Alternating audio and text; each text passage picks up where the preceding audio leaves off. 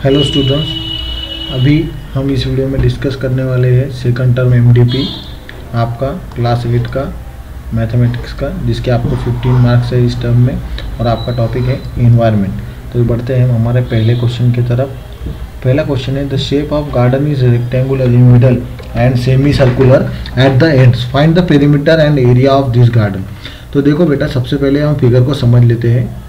यहाँ से इस तरीके से बीच में रेक्टेंगुलर शेप है, इसको हम कंसिडर कर लेते हैं point A B C D. ये सिर्फ हम समझने के लिए कंसिडर कर रहे हैं। तो ये जो ए बी सी डी है ये रेक्टेंगल है और इधर दोनों तरफ उसके सेमी सर्कल है, मतलब हाफ हाफ सर्कल है। ठीक है, अब हमें इसका पेरीमीटर निकालना है। सबसे पहले क्या निकालना है? पेरीमीटर। ठीक है, तो हम सबसे पहले यहाँ पर लिख लेते हैं हमें दिया क्या क्या गया है। एल कितना है हमारा? 20 मीटर। बी ब्रेथ कितनी है इस रेक्टेंगुलर, अगर गार्डन का हम रीजन देखें तो उसकी भी है 7 मीटर। और इस सर्कल के बारे में बात करें तो हमारा डी मतलब डायमीटर कितना है? 7 मीटर। अगर डायमीटर 7 मीटर है तो रेडियस कितनी हो गई? 7/2 मीटर। ओके, तो अब हम पेरीमीटर निकालेंगे। पेरीमीटर निकालने के लिए सबसे पहले हमें एक बात समझनी है कि हम सिर्फ रेक्टेंगुलर जो रीजन है उसका सिर्फ लेंथ ऐड करेंगे, ब्रेड्थ ऐड नहीं करेंगे, ये वाला पोर्शन ऐड नहीं करेंगे, क्योंकि पेरीमीटर का मतलब क्या होता है? सम ऑफ ऑल बाउंड्रीज। ठीक है, तो फिर हम उसमें ऐड करेंगे circumference of this semi circles. अब सर्कल का सर्कमफरेंस का फॉर्मूला क्या है? 2πr। तो सेमी सर्कल का क्या हो जाएगा? πr और ये πr, तो मतलब 2πr एक बार फॉर्मूला हमें लेना है। तो हम इसको अब ऐड करते हैं। 20 + 20 + 2πr क्या आ जाएगा? 40 + 2πr। 2 × पाई की वैल्यू ले लेंगे 22/7। r कितना है हमारा? 7/2। ठीक है, ये 7 कैंसिल, ये 7 कैंसिल, ये 2 कैंसिल, ये 2 कैंसिल। 40 + 22 = 62 मीटर। याद रखना, पेरीमीटर हमेशा मीटर में आएगा, मीटर स्क्वायर में नहीं आएगा। हम निकालेंगे एरिया। अब एरिया निकालने के लिए हमें सिंपल क्या करना है? पहले इस सेमी सर्कल का एरिया, फिर इस रेक्टेंगुलर रीजन का एरिया, फिर इस सेमी सर्कल रीजन का एरिया ऐड करना है। तो मैं क्या करता हूँ, इन दोनों को एक सर्कल ही मान लेता हूँ। सीधा सीधा इसके लिए फॉर्मूला लिख दूंगा πr² प्लस, अब इसके लिए फॉर्मूला क्या आएगा? l × b। ठीक है, पाई की वैल्यू क्या है? 22/7 × r², मतलब 7/2 × 7/2 को मैं 2 बार लिख दूंगा, plus l × b that is 20 × 7। ये 7 कैंसिल कर देता हूँ इससे, ये 2 से ये 22 कैंसिल करके इधर आ जाएगा 11। अब मेरे पास क्या बचा यहाँ? 11 × 7 प्लस 140। ठीक है, 20 × 7 क्या आ गया? 140। अब मैं इसको मल्टीप्लाई करता हूँ। ओके, यहाँ पर /2 रह गया है। ओके, अब इसको आ गया फिर 140 + 77/2 मिल गया हमें। अब हम इस 77 को 2 से डिवाइड करेंगे। 2 से इसको डिवाइड करते हैं क्या आ जाएगा? 3, इधर आ गया 1, ये हो गए 17, 38.5 = 140 + 38.5 दैट इज क्या आ जाएगा फिर? 0.58 इधर जैसा का वैसा, 4 + 3 7 एंड 1 मीटर स्क्वायर। ये है आपका एरिया और ये है पेरीमीटर। ओके, चलो नेक्स्ट क्वेश्चन देखते हैं। Town A has 70 bikes, petrol consumption by 1 bike is 2 litre daily, find out petrol consumption in 4 days. अभी टाउन ए है, वहाँ पर कितने बाइक्स है? 70 बाइक्स है। नंबर ऑफ बाइक्स कितना है? 70। पेट्रोल कंजम्पशन कितना है? Petrol consumption equals to 2 litre per bike. ठीक है, अब हमें निकालना है कि टोटल सिटी में पेट्रोल कंजम्पशन कितना होगा 4 डेज में, 4 डेज में। ओके, 4 डेज में कितना होगा ये निकालने के लिए पहले हम निकालते हैं total petrol consumption in a day. Okay, in 1 day. तो उसके लिए क्या करेंगे हम? Simply 70 × 2 that is 140 litres. अब हम निकालेंगे 4 डेज में। Petrol consumption in 4 days, okay, equals to क्या आ जाएगा 140 इंटू 4, इसको मल्टीप्लाई करो, क्या आया 560 लीटर्स, कितना 560 litres total petrol consumption in 4 days। अब बढ़ते हैं नेक्स्ट क्वेश्चन की तरफ। Price of 1000 seed balls are 78 rupees. Environment activist throws 1 lakh seed balls in forest before monsoon, can you find total cost of seed ball. अब seed ball किसे कहते हैं सबसे पहले ये समझो।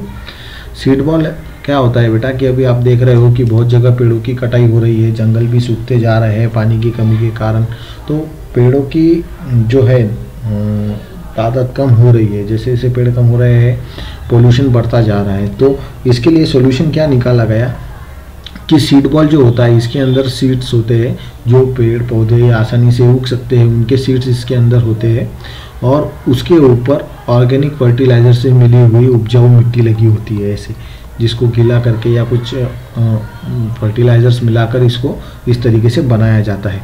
तो ये सीड बॉल क्या होता है, मिट्टी के गोले जैसा हमें दिखाई देता है, और ये नॉर्मल साधारण छोटा सा होता है, हमारे हाथ में बैठ जाए इतना छोटा आकार होता है इसका, बॉल से भी छोटा। तो ये क्या करते हैं फिर मानसून के पहले मतलब बारिश के पहले इसको फेंक दिया जाता है जंगलों में या फिर जहाँ पेड़ों की ज़रूरत है हमें। तो ये जब बारिश होती है तो ये सीड्स इसमें से आसानी से ग्रो होते हैं, ओके, तो उसे हम क्या कहते हैं, सीड बॉल कहते हैं। अब हमें देखना है कि क्वेश्चन पूछा है कि 1000 सीड बॉल्स का कॉस्ट है 78 रुपीज़, तो 1 लाख सीड बॉल्स का कितना होगा। तो हम यहाँ पर पहले रेट लिख लेते हैं, रेट इक्वल्स टू 78 रुपीज़ पर 1000 unit, okay, per 1000 unit seed ball.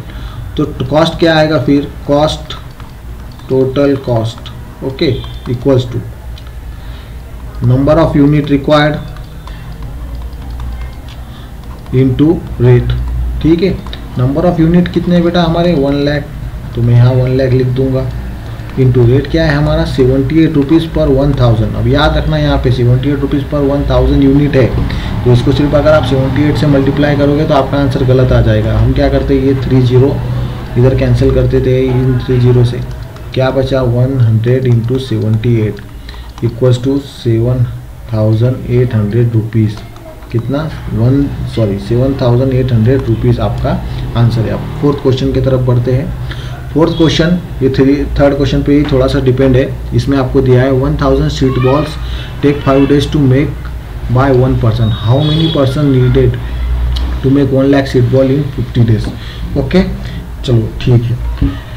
अब हमें सीड बॉल जंगलों में या फिर कहीं भी फेंकने हैं, तो उसके लिए हमें सीड बॉल्स की तो ज़रूरत पड़ेगी, पर अभी हमें मानसून के पहले हमने ऑर्डर दे दिया तो हमें सीड बॉल चाहिए 1 लाख, पर उनकी कैपेसिटी कितनी है 100 seed ball in 5 days by 1 person, ठीक है। तो उन्हें कितने पर्सन लगेंगे ये पूरे 1 लाख सीड बॉल बनाने के लिए, हमें 50 days में डिलीवरी चाहिए। तो हम पहले क्या करते हैं, 1 person एक दिन में सीड बॉल कितने बनाता है वो निकलते हैं। Seed balls made in 1 day by 1 person, okay, equals to क्या आ जाएगा बेटा 100/5 दैट इज 20, ओके। अब ये हो गए 20। तो अब हम निकालते हैं 50 days में एक व्यक्ति कितने सीड बॉल बनाएगा। Seed balls, okay, made by 1 person in how many days 50 days, okay. तो इसको हम क्या करेंगे 20 को सिंपली 50 से क्या करते हैं उसको मल्टीप्लाई करते हैं, ये आ जाएगा आपका 1000। अब एक व्यक्ति 50 दिन में 1000 सीड बॉल बनाता है, तो हमें 1 लाख सीड बॉल बनाने के लिए कितने व्यक्ति लगेंगे ये निकालना है। तो उसको सिंपल है, अब persons required to make 1 lakh seed balls in 50 days। अब हमें क्या करना है, इसको सिंपली डिवाइड करना है, किसको 1 लाख को किससे 1000 से, क्योंकि 50 डेज में एक व्यक्ति कितने सीड बॉल बना रहा है 1000। ओके, तो फिर अभी हमें नंबर ऑफ पर्सन्स निकालने हैं, कितने लगेंगे पूरा हमारा काम करने के लिए। इसको 1000 से अगर हम डिवाइड करते हैं तो क्या बचता है यहाँ पे 100, मतलब 100 पर्सन्स हमें लगेंगे। ठीक है, चलो अब नेक्स्ट क्वेश्चन देखते हैं हम। हाँ, ये देखो बार ग्राफ पर लाइन ग्राफ पर आपका क्वेश्चन है। The given graph describes number of trees planted in 2018, 2019, 2020 and 2021 in India. देखो अब हमारे यहाँ प्लांटेशन का बहुत ज़ोरों से काम हो रहा था। 1 जुलाई को नॉर्मली हमारे यहाँ प्लांटेशन चालू हो जाता है, कभी कभी 1 जून से भी हो जाता है। तो यहाँ पर हम क्वेश्चंस देखते हैं। यहाँ पर आपको एक ग्राफ दिया गया है। What information given on 2 axes. Okay, दोनों एक्सिस पे क्या इन्फॉर्मेशन दी गई है वो लिखना है हमें। ऑन एक्स एक्सिस, कहाँ पर ऑन एक्स एक्सिस क्या इन्फॉर्मेशन है बेटा आपको on X axis, year. Okay, on Y axis क्या दिया गया है, नंबर ऑफ ट्रीज प्लांटेड। यहाँ पर आपको यूनिट भी दिया है उन्होंने, वो यूनिट क्या है मैं आपको 1 मिनट में बताता हूँ। देखो उसका यूनिट है आपके क्वेश्चन में दिया है, यहाँ पर आया नहीं है पर गलती से 1 यूनिट इक्वल्स टू 10,000। ओके, मतलब यहाँ पर ये जो है 10,000 में है। 1 unit equals to 10,000 trees. Okay, अब देखते हैं दूसरा question. In which year maximum trees are planted. Okay, तो किस साल में सबसे ज़्यादा ट्री प्लांट किए गए।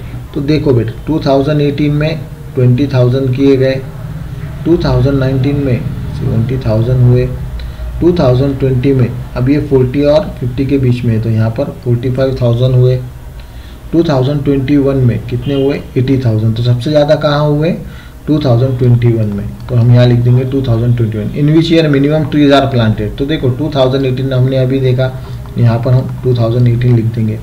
What is difference between number of trees are planted in 2018 and 2020। तो देखो 2020 में कितने हुए यहाँ पर 45,000 इक्वल्स टू 45,000 माइनस 2018 में कितने हुए 20,000।